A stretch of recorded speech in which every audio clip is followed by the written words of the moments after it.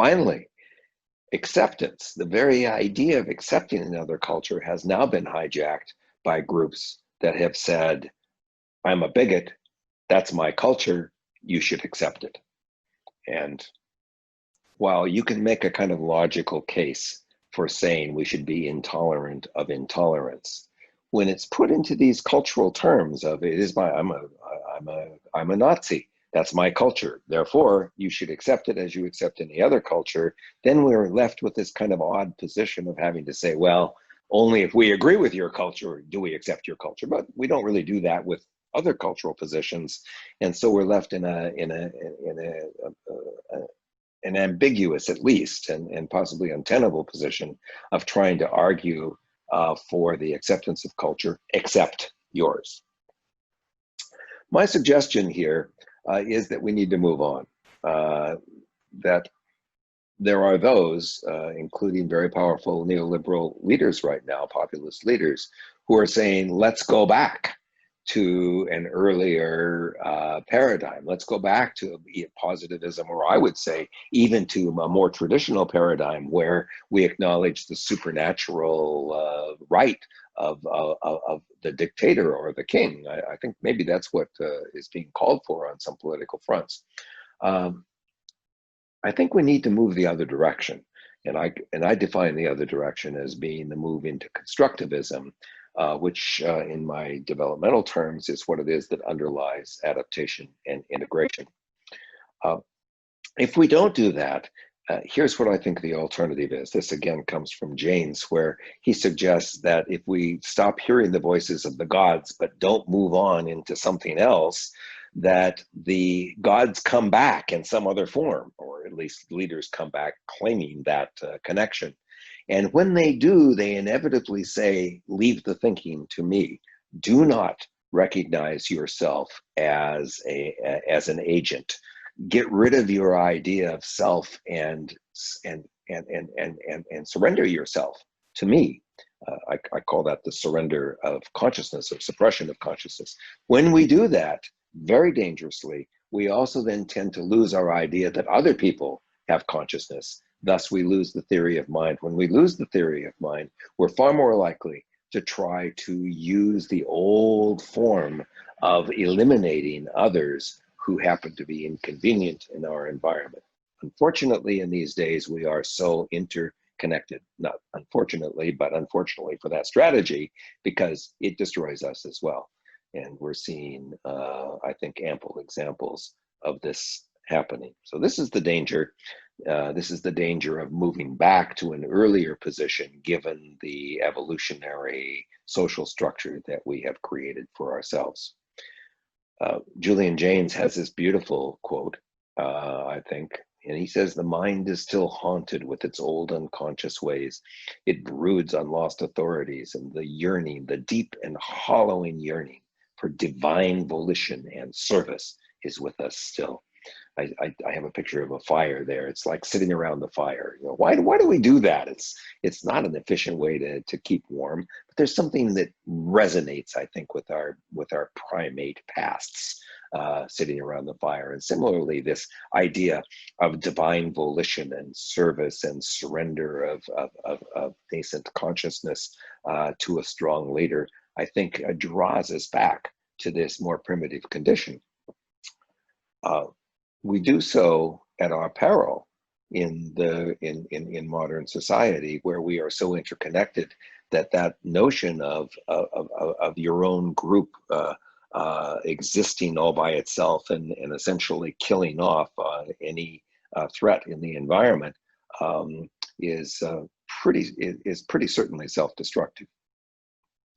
So the alternative here, I believe, is the quantum paradigm notion of constructivism. In physics, the quantum paradigm occurs, at least the Copenhagen interpretation of this, is that the observer and the observed are constantly in interaction, that the observer, through the act of observation, is generating the probability condition that events will collapse into one reality or another.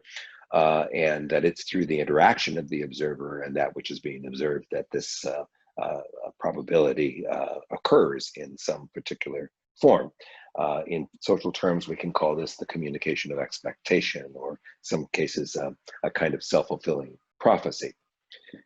When we think of this in terms of probability, it means that events have a greater or lesser tendency to exist, and that pandemics are not as they were in the visitations of supernatural power.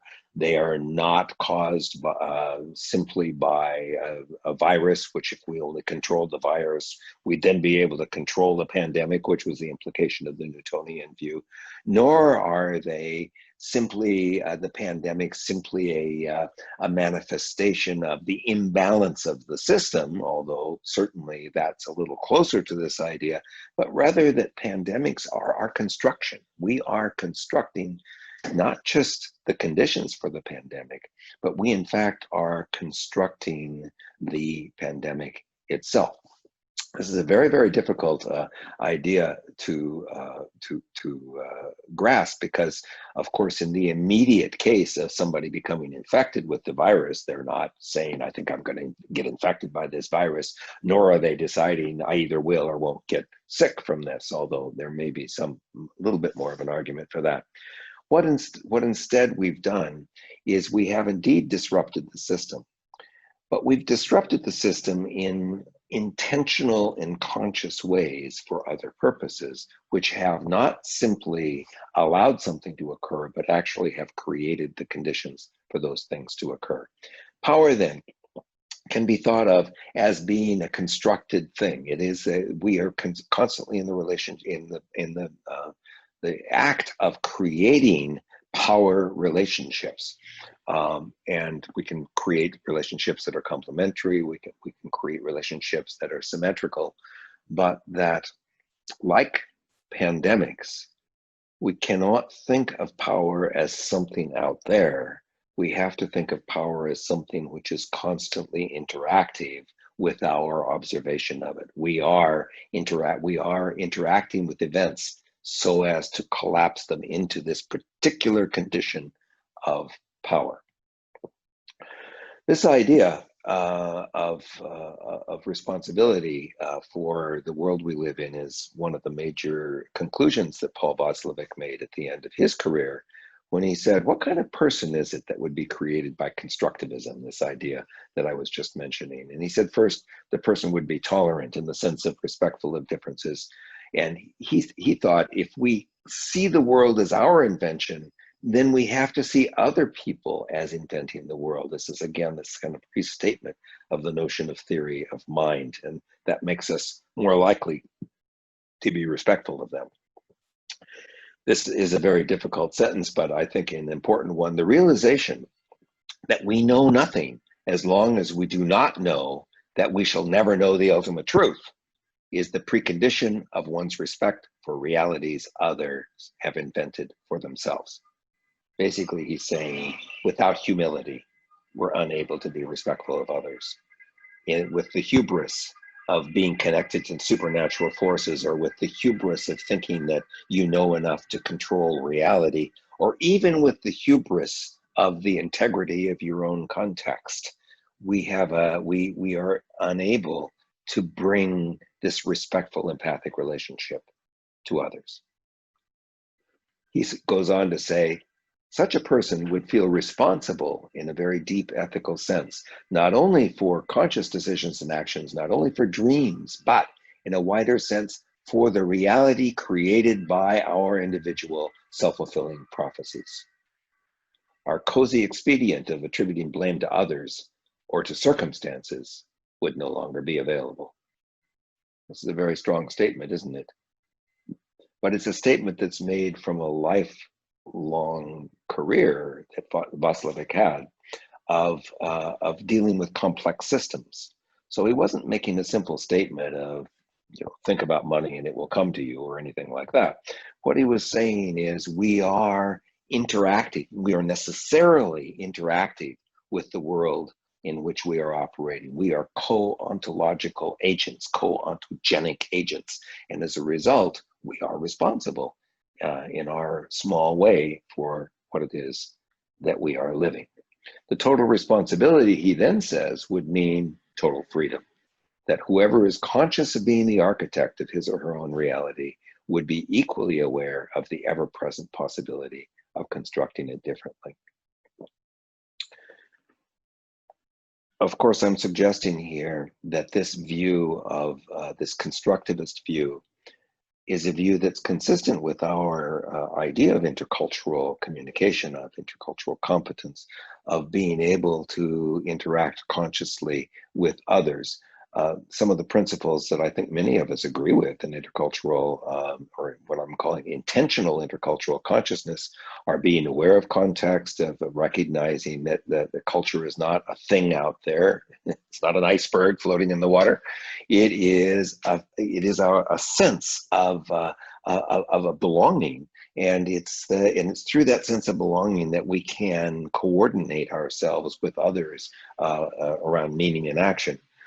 That we embrace cultural identity as a conscious affiliation. It's not that that something has been imposed upon us. It's that we are able to choose our affiliations, as we increasingly see around gender issues, for instance. That along with this, and very importantly, is the idea that we're able to shift context. That this is what is essentially disallowed in relativism, but which is again allowed in constructivism, which is if we can construct a context, we can reconstruct the context in another way. And we can do that temporarily in such a way as for me to acquire some aspect of your experience for the purpose of understanding you and being respectful of you better. This is the idea of empathy. When both of us do that together, it generates a condition of mutual adaptation, or as some of the critical theorists call it, intersectionality. This intersectionality is not something that just happens by circumstance. This is constructed through our attempt to intentionally adapt to one another, and generates this intentional third culture position, which doesn't become another iceberg floating around. It becomes a virtual condition that we deconstruct and reconstruct differently in the next relationship that we have. And finally, or next to finally, I think this creates a condition of ethical commitment, not conviction. If we have an ethical conviction, it tends to be based on Max Born's warning, which is there is one truth and we have it. A commitment, on the other hand, assumes that there may be many ways to think of the truthfulness of an ethical position, but that we are committed to this particular position. And in that commitment, we are exercising responsibility in the way that Václavic was talking about it. This, I think, creates the conditions for us to generate an intercultural citizenship. I use that term rather than global citizenship. Or multicultural citizenship. I mean, those terms I think are trying to get at this idea. But the basic idea here is that for us to live in the world that we have created for ourselves, we need to be thinking of citizenship in a way that's more intentional, that takes more responsibility for the social conditions in which we are operating. And of course, politically, this has a lot of implications. So let's move on to these final questions, which have come now after the end of this presentation. One of the questions that came from the chat was, are you still working on the concept of generalization as you were 10 years ago? And yes, I am. In fact, I think it's more important than ever. As many of you may recall, the idea of generalization is that you're making a statement about a group. And when you make a statement about a group from this constructivist view, you're making a statement of probability, basically. You're saying it is more probable to find such and such a kind of behavior in this group than in another group. And this collapsing of probability by the group is a constructivist way of talking about the generalization of the group. When you apply that to an individual, it becomes a stereotype, as I use the term. What that means is you can't take a statement of probability and apply it to an individual and say that individual must be like that. To do so is to, of course, move back out of constructivism to something like a Newtonian absolutist position, number one. But number two, it's making individuals responsible essentially for the group, for representing the group. And we know that individuals do not represent the group. They choose some aspects of the group to belong to and not other aspects, and all of this kind of complicated idea of identity affiliation. So yeah, I think generalization about groups is important. We need to be able to make statements that compare groups if we want to understand the value of diversity, for instance. And we have to be able to talk about diversity. We can't throw out the idea of diversity. But can we talk about that diversity in a way that doesn't stereotype individuals without throwing it out and saying, well, everybody's just an individual, which of course is its own kind of Western imposition, isn't it?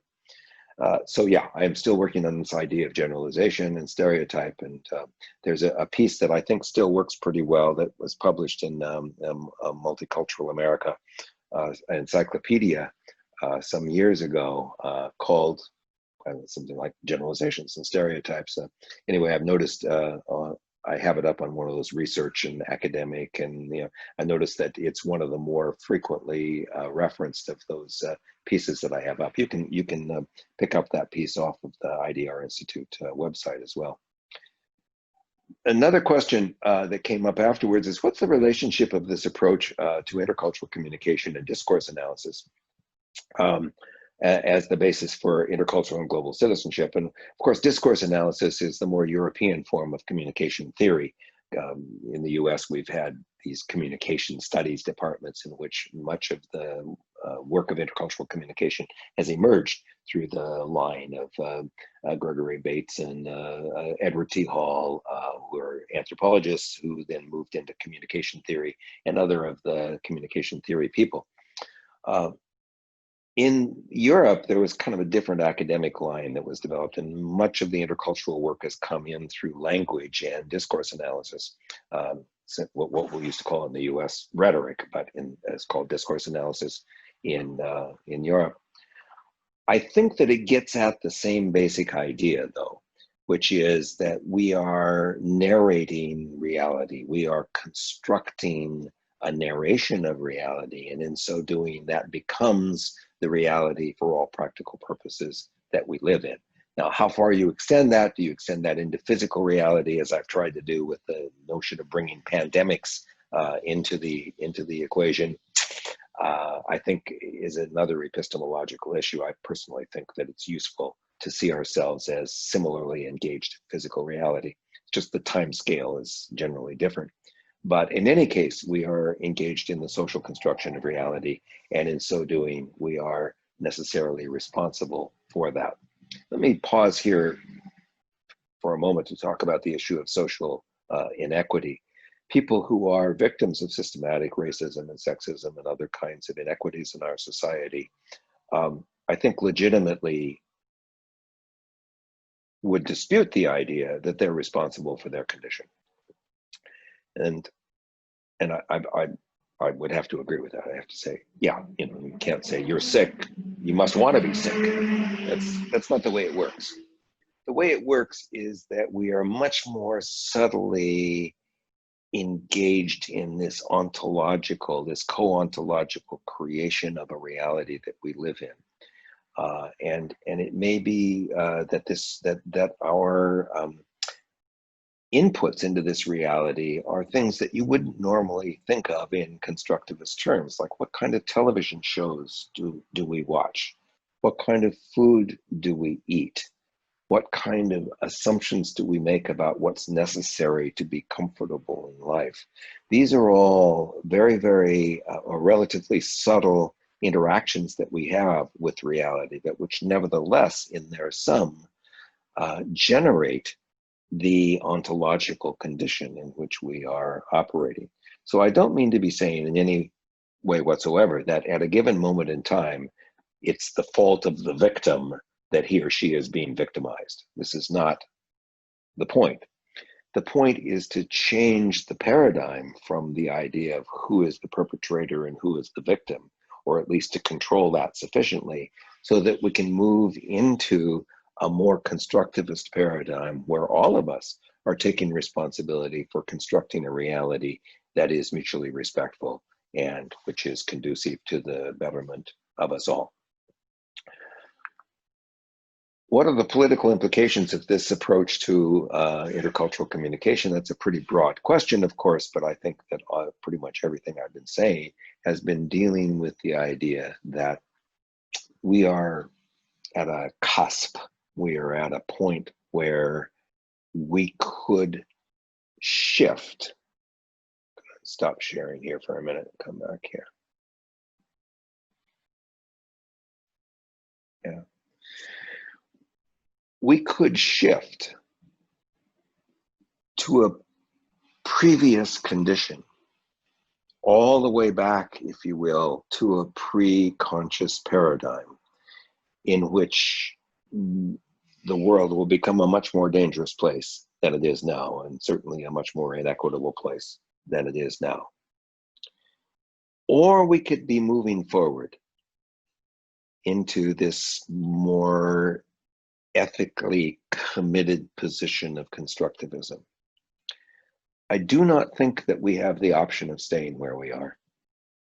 That I think the position which many of us would like to stay in, which is a relativist position, a position that has at least the acceptance of cultural difference associated with it, I believe that that's been sufficiently hijacked, that's been sufficiently impugned on all sides, such that it no longer is a viable position. Basically, I think we're facing the choice now of either moving forward, what I'm defining as forward anyway, into this constructivist view, or allowing ourselves to be pulled backwards into what I see as this more pre-conscious condition. And then that leaves me with the last question. And the last question was, so what is the responsibility of us interculturalists?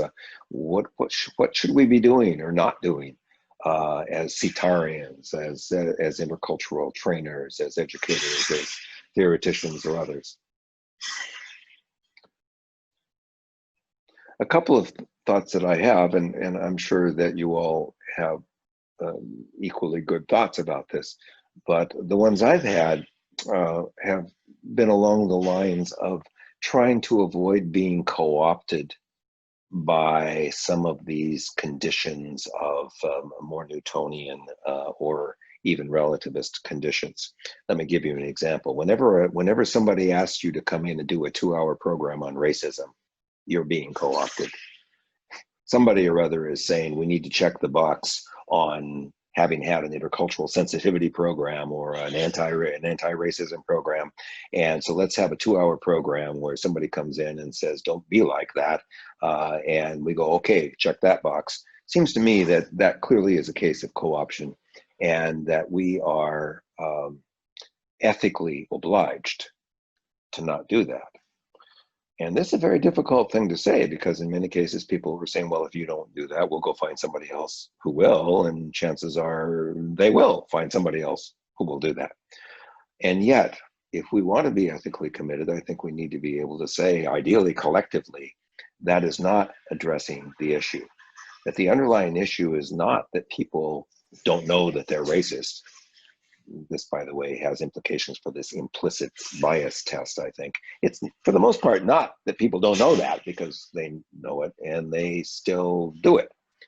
The issue, I think, is a much deeper issue of consciousness. It's a much deeper issue of how conscious are we of the other as being an agent as we are? Are we conscious of ourselves as being agents to begin with? Are we conscious of others as having agency? And in so doing, do we humanize the other in a way that makes it less likely that we will exploit them, less likely that under some conditions we will harm them? It's that humanization of the other that I think lies at the root of our intercultural work.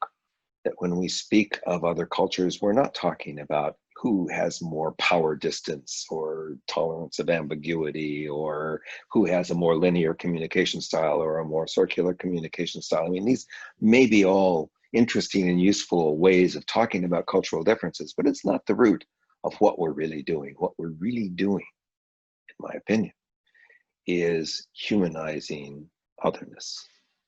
We are bringing otherness into our consciousness, not by making it like us, but by allowing the otherness to exist at an equal level of complexity, an equal level of humanity to our own familiar selves. And in doing that, I think we're establishing the conditions of living in multicultural societies in a reasonably peaceful global environment, one where we could coordinate actions such as addressing climate destruction and pandemics.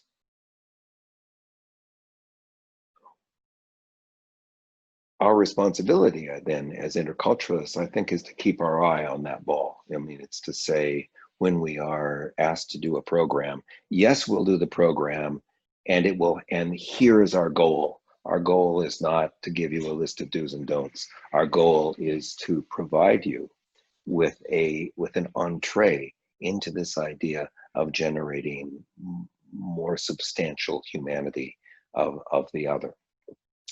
We will lose jobs in doing that, but we will maintain a kind of ethical commitment that if we're able to coordinate ourselves sufficiently around that commitment, will be influential in not only the profession that we work in, but I think in the world. As Margaret Mead says, don't underestimate the power of a small group of really committed people. And by this, I mean people with commitment, not just conviction. Thanks for looking. Drop me an email if you have a question.